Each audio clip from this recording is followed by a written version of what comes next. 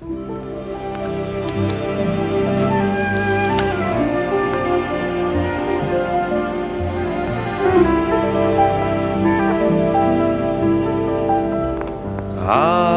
questo punto non c'è altro da dire, dopo tutti i ricordi, le speranze, le illusioni,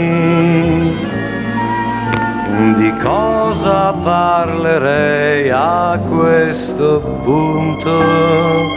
Solo luoghi comuni, argomenti banali so trovare.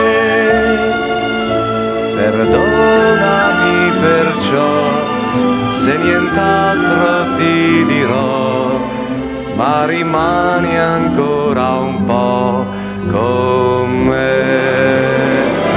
Fra noi rimane qualche cosa di grande, al di là dei discorsi che facciamo,